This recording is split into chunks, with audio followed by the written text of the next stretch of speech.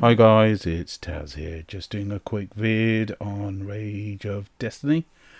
Um, Basically I haven't done a vid in a while, but this was done a while back, and I'm only just adding the audio commentary afterwards. So as you can see, this was when the login event, the 10-day login event was on, and also Void Hunt. So yeah, I'm a bit slow when it comes to uploading vids. This particular event was I won't actually say it, but it was rubbish. It wasn't geared for free-to-plays. It was just geared towards people who contribute money into this game. Void Lord was pretty good. I did actually manage to come into third place because I actually logged in very early on and managed to actually get 100%. Didn't the first time round, but did the second. And that's all thanks to JT and his heroes. So he fortunately allowed me to have Furzak, and he made a huge difference. Afterwards, obviously, I started to use my own heroes as well and managed to get the 100%. But that initial time when I was doing Void Lord, I wasn't able to do it. Yes, I'm looking to get Barkin. He's exceedingly good when it comes to boss fights. So really, that's the only person there I'm after. I've got a few Sierras, so I don't need her, and I don't want any of the Celestial heroes because they're just a waste of time, waste of space, most of them, to be honest. Yeah, so I'm just flicking through what's there at the moment. The game itself, is it worthwhile for free-to-play to play? Yes, in the initial stages, but the number of people playing this game is declining fast. On the phone I use, Samsung phone, it basically shows you the number of people that are playing this game, and it's going down and down and down. As you can tell, my bag is full of the chests. These chests you get from the Golem, and you also get these from so you get these from the Golem, and you also get these from who's the other who's the other boss that you're actually dealing with? Golem. Oh, I can't recall now. My mind just seems to be a blank at the moment. But yeah, you get those from the guild bosses, both of them. So the actual rewards you get from those, to be honest, aren't the best. But the main thing is you do get a lot of gems from them. Coins, no point whatsoever. IGG just doesn't have a clue. Well, does. But they like to give you loads of one particular type of reward, i.e. coins, which you really can't do anything with. They're just completely, utterly useless, to be honest. You can buy, what is it, a little bit of essence, some of the new crystals or shards, whatever they're called, and some of the shards to upgrade the equipment from 1 to 20, and that's about it, to be honest. So yeah, not the best. So I was looking up the stats for this particular game. Yeah, these chests and stuff have come from the past events, and I'm a hoarder, so I don't tend to actually use them. So I've got quite a few here, and I've just held on to them because I don't know what my heroes are going to be like afterwards. As you can tell, I've got a reasonable amount of gems at the moment, nearly 40,000, and all I'm basically doing is just upgrading the heroes as high as I can. I got to a certain point, I couldn't go any further because of this purple powder, the magic dust, or whatever they want to call it. So because of that, it's caused me to actually get stuck and stay and stagnate in this particular game, and I couldn't really upgrade. Another issue you do have is fodder heroes as well. I haven't really been rolling a great deal. I need to start doing that. Haven't done that for a while. But yeah, there are issues with this game, to be honest. So basically all I'm doing here is just clearing out the warehouse, getting rid of all the well, as much as I possibly can, just to clear it out as best I can. Let me oh yeah, I was talking about the yeah, I'll probably go on to the Sacred Hall in a bit and start upgrading some of these heroes, get them leveled up. Yeah, the auto function within the Sacred Hall, it's useful in the early stages. So when you got 3 of the same hero and you need to upgrade all 3 in one go, yeah, great, it does that brilliantly. But whenever you've got different heroes you're trying to mix into your main hero, the system doesn't seem to understand which heroes you need to use. For example, when it comes to the game itself, what you really want to do is mix and match whichever purple hero you've got, i.e. elite hero that you've upgraded. You then want to make sure that they're first in the blue section to then upgrade them. So blue plus, moving on to then purple. So then you can have a purple plus the purple to give you a purple plus. The AI in this system doesn't seem to recognize that, and it just seems to be all over the place. So for that, because I'm not pay to win, I'm not really paid to play, to be honest, because I bought the permanent pass right at the beginning for, what is it, $10–15, and after that I haven't spent a single penny on this game, and never will, to be honest. It's not a game that I want to spend money on. If IGG can't be bothered to actually pay anything towards marketing for this game, because it's marketed nowhere, it's advertised on nothing. I think I've seen 1 advert since I've been playing this game, or 2 maybe, and that's about it. IGG doesn't care about this game at all. I don't know why. If they started marketing this game, the heroes are really good, the system itself overall is pretty good. There are a few issues with it, for example the upgrading and so on. No real extra content to do, bar some really hard eternal battlefields and so on that most free-to-plays won't be able to do ever. The only ones that will probably be able to do that would be the pay-to-win players out there. So yeah, as you can see, basically all I'm doing now is just going through the rank up pool. Easiest thing to do to get it to the blue plus stage. Now if you'd notice, on the auto rank up, it's picked something that I didn't really want. So what I tend to do is just hold off and don't actually upgrade that way. I tend to do it manually, which does take a lot longer, obviously. If you're free to play, there's no point actually using the auto rank up feature, because you won't have enough of the lower level heroes to then upgrade.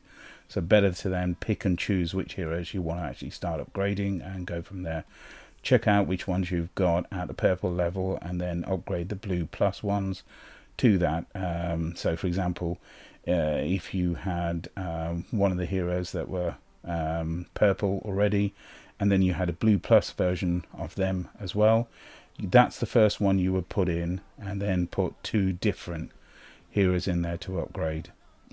So that's basically what I tend to do with this particular game. So factions, yeah, aren't the best, to be honest, or heroes. And the upgrading system isn't the best. But if IGG would actually start advertising this game and actually marketing it properly, it could do quite well. But instead of that, they've done nothing with this game whatsoever. They haven't even bothered trying. No marketing, no nothing. And it's such a shame, because I've got so many friends on my friends list that haven't played this game now for, well, some of them for over 7 days. So therefore I've removed them from my friends list, and it is a shame. But that's just IGG for you. The thing is, they do release some decent heroes, but one of the other gripes I've got is their release of the pay-to-win heroes, i.e. the Celestial, or it's not Hell, is it? I think it's Hell. Basically things like Furzak and so on. And they do that quite often. That's the issue I've got. They released so many of them recently. There's another one that's just been released a few weeks ago. The new one, though, I've noticed is a normal hero. So hopefully, and we do get a 7-day login event for her as well, which is really good. They should do that more often. They used to in the old days, but they stopped doing it a while back. But I do like the fact that they do give out, the rewards are pretty good overall. You know, they do give out a lot of gems, they do give out a lot of other items. The one thing they don't give out really is a decent amount of resources, which is the purple powders. They do need to start giving that out, allowing you to actually buy it with the money that you've got, because I've got what, millions of gold coins, and I can't do anything with it. And that's the issue that this game seems to suffer quite a bit with, not being able to use your all the resources you've got. Purple powder EXP goes very, very quickly when you're upgrading heroes, but money, no, and you tend to have so much of it afterwards. So what's the point if you can't use it for anything? They should allow you to convert that money for something, but unfortunately they don't. I presume no one will probably watch this vid. It's just going to be a little bit of a rant, and then just some footage of me upgrading heroes and so on and clearing out the warehouse. But it's something I wanted to do just to show everyone what the game's actually like. I have gone through the gameplay itself in some previous vids and gone through some of the Eternal Battlefields and so on, so people are aware how that actually operates and how that works. But really it was just for me to have a record of what I'm doing, how far I've progressed, and where I am. Guild I'm in is One Time, which is obviously JT's guild. You've got JT and Poke, both of them amazing in terms of the lending potential. Basically they've got top tier heroes, and they'll basically just lend you on without any issues whatsoever. They do tend to go, especially Poke, you know, if you want one of his heroes and you're the first one there, he will always give you his heroes. JT is the same as well, especially in the new heroes. For example, I managed to get Furzak and a few others 5-star very, very early on. And that's the thing with JT, his heroes are maxed out on day one. So this new hero that just came out recently, I'm sure she'll be 5-star as of today, because she came out today, so I'm sure she will be. Now this is that new was it new rolling system that if you you need to get certain types of well, this is just her equipment, but soon I'll be going on to the actual new rolling system. And I originally thought it was going to be you rolling for soul stones.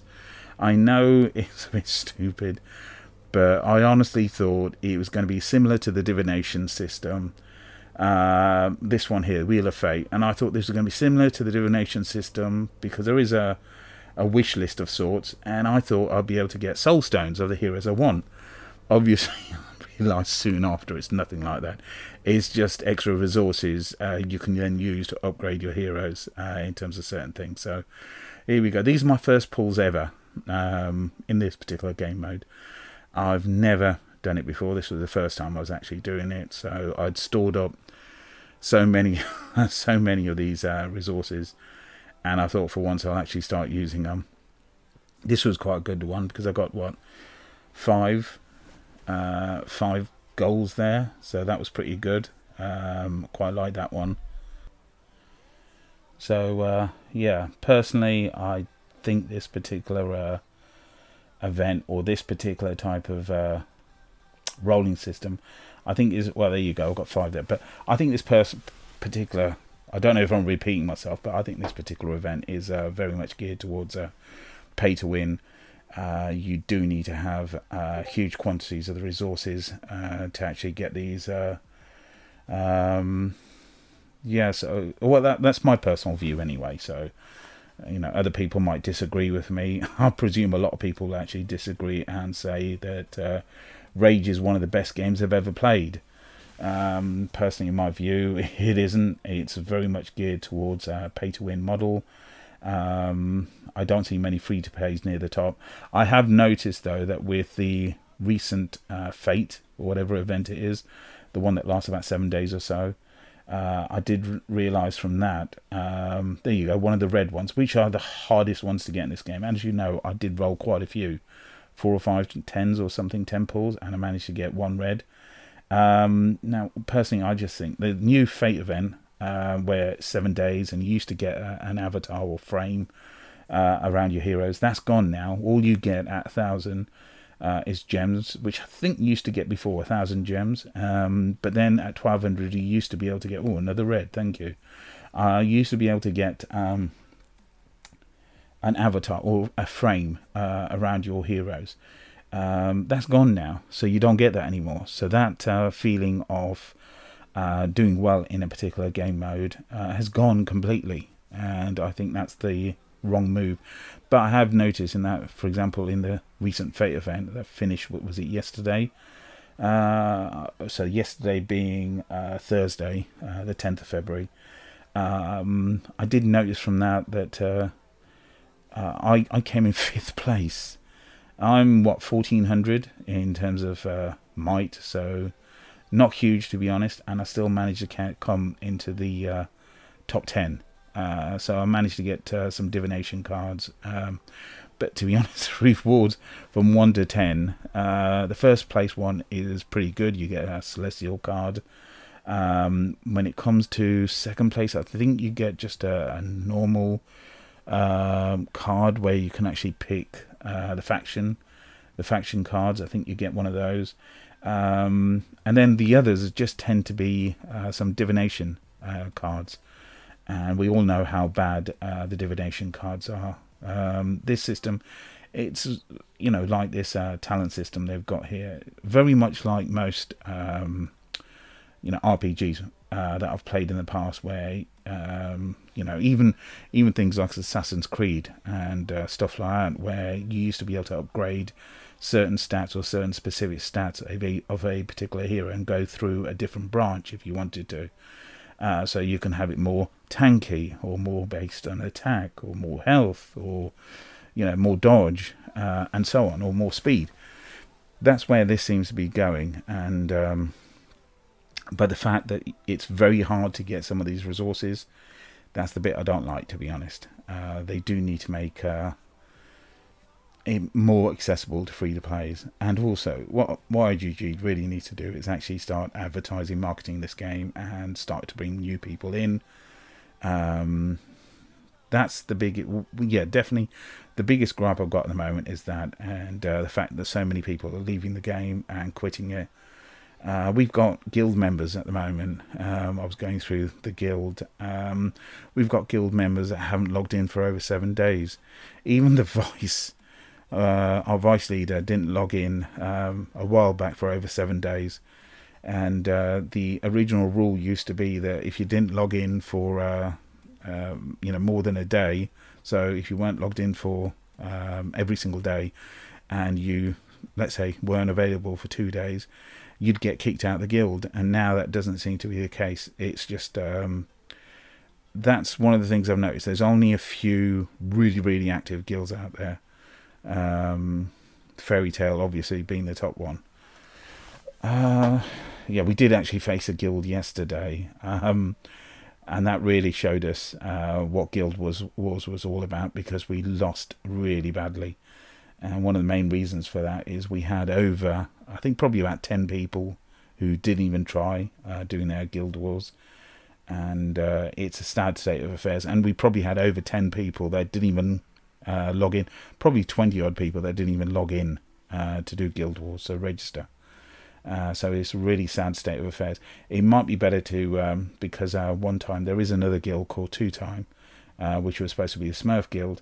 It might be better to actually transfer some of the active players from Two Time over to One Time, and kick out the inactives from One Time and transfer them over to Two Time, to be honest. But that's not my place to actually say, is it? I'm only just a bog standard pleb member of the guild, and that's it. So I'm one of the lowest ranked guild members at the moment. One of the other things I have to admit I do dislike is the way that the game is veering towards very much pay to win in terms of and I wouldn't even call it end game. The Eternal Battlefield, for example, Eternal Battlefield, the 2 new game modes. I did actually do some recordings on, or try to do one of the first one, and I was able to go through it. I understood how the mechanics worked, you know, using the cannons and the mirrors to deflect and so on. So they basically pass through. I understood the puzzle element, so I didn't have an issue with the puzzle element. But the first thing I like to always do is clear the base, or clear the map itself. And so I was going through one by one, going through the blue bases in order, and going through them. And the very last blue was a struggle for me with my heroes. And then when I tried to hit the very first purple base, which was the lowest purple base, I failed miserably. My heroes just insta died basically. So it's personally, I just think the difficulty level of that is way too high. Just like that other event they brought out, similar to Eternal Battlefield, where you had 45 days or so to do 4 or 5 sections within a map, and each one needed certain types of factions to defeat, go through every single one of the bases. Really good idea, good concept in that respect, because it makes people build other factions that they might not have done before. But the issue I've got is the difficulty level is so high in some of those cases. One of them, you had to have 4 celestial stroke hell heroes, or terror, or whatever they're called. I don't have, my Furzak is really low level for a start. I don't have the other. I think Furzak is the only hell, terror, whatever hero I've got. I've got a couple of celestial heroes, and that's about it. So I had no chance whatsoever. So I did try to get some heroes from JT, and I did get them from him, but because I could only use one of those heroes in that particular game mode, it was just a waste of time and a waste of space. I'm just going through the where I am in terms of the Atonement Tower, in terms of the Dragon's Den, and so on. So I do little bits here and there. I don't really try and do most of these dungeons, the Atonement Tower, for example, because I do know that the way this game is geared is based upon difficulty. So, for example, if you're actually doing Dragon's Den, which is one of the areas that gives you a lot of resources, that's based purely upon how far you progress within the game. So the further you progress in the game assumes that your heroes are high enough level.